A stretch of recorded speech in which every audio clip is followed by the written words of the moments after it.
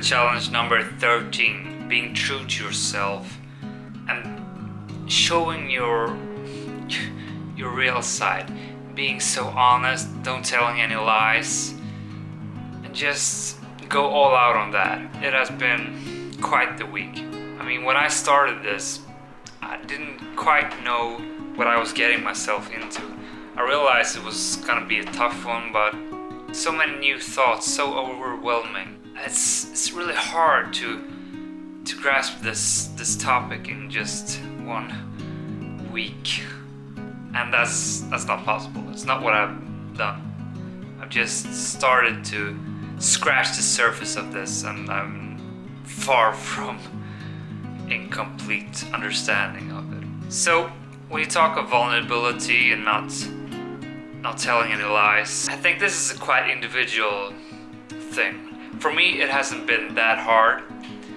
As I've said, the biggest thing with not telling any lies has been in the context of not using the lies when I talk to my friends, in the sense of coming up with excuses for not meeting them or having to close down a conversation because I have my own things I want to work on.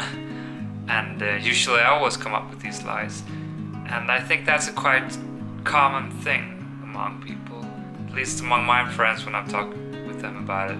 I know they are very keen to coming up with excuses for meeting friends, those small little white lies. And it's been such a relief to let go of these little lies, because what I realized is that even though I think I need them, when I've actually told the truth about why I haven't been able to meet, just because I haven't had the energy, or there's some area I want to focus on for me that maybe they don't understand is that important, when I actually use those truthful words, it's been such a relief.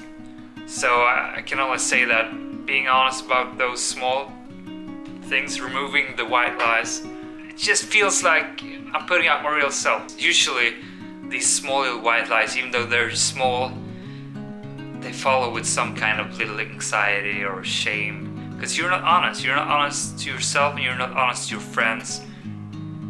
And as I said in the first episode of this week's challenge, it tells those small little micro expressions in you, they will tell your friends that you are a liar, and you tell yourself you're a liar.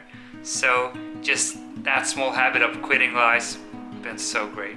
And I can imagine for people that use this lie in a greater extent, this has been much harder and much more shame in quitting that habit, because usually these people they tend to blow things up and exaggerate and use lies way too much. Because I have friends that do that, and I know that hurts the relationships so bad. I'm totally gonna continue to be the non-liar type. As I've said, I did small little white lies, but I'm gonna quit that now. I see no reason for me to continue doing that, and you shouldn't either. Try this for 5 days and not tell any lies. But also, this was quite a big challenge. It was also about showing your true self, and that meant not only not lying, but also saying what you really felt about a thing, about a topic, and daring to share, even though you really don't have the guts to do it, because maybe it is a thing you feel shame about. That has just opened a whole new world to me. I've started to realize how this controls our lives. The things we feel shame for, even though we may not actively think on them when we act, they affect everything we do so much. And to just understand this, it's gonna change my life forever, I'm telling you. It really is. And I think when you do this challenge, you try to pinpoint where you feel, when you want to be honest, and then you ask yourself, why am I not honest in this area? Why don't I tell my friends that I don't want to drink alcohol? Or why don't I tell my friends that I don't enjoy going out to clubs? or whatever. No, I just got stuck in that. When you actually share that real thing, and when you actually think about why you feel shame with certain things, it answers questions for why you're acting the way you're acting. And then you can start to change that behavior fundamentally, because you can realize that that's just an old traumatic happening from the childhood, maybe controlling your whole life right now. Or it's just a social norm that is really not doing you any good. It is such a great topic and so much to say about it, but just to keep it brief and short for this weekly challenge to sum up, it's been incredible to dare to share your real self and to reflect on why you feel shame concerning the certain topics, which of course are individual to each person. I know the areas that I've been able to identify this week as shame areas, and I've found ways to talk to myself to actually to deal with the situation where I feel shame and go through with it anyways. And it's just incredible. It really is. You need to try this. I strongly recommend to listen to an audiobook by Brené Brown. She's a researcher in the topic of shame and vulnerability. The power of vulnerability. That's an audiobook, but it's more in the sense of it's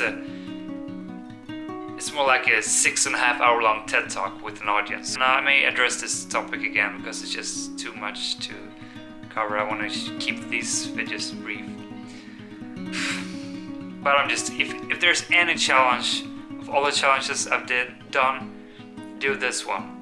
Be honest and show your real self, and track that. Realize which are the shame areas of yours. Start to dig into why they are the areas you feel shame in. And also see vlog number 54, where I talk about how you can talk to yourself when you are feeling shame, and how that can resolve a lot of anxiety and making you go through with what you want to say.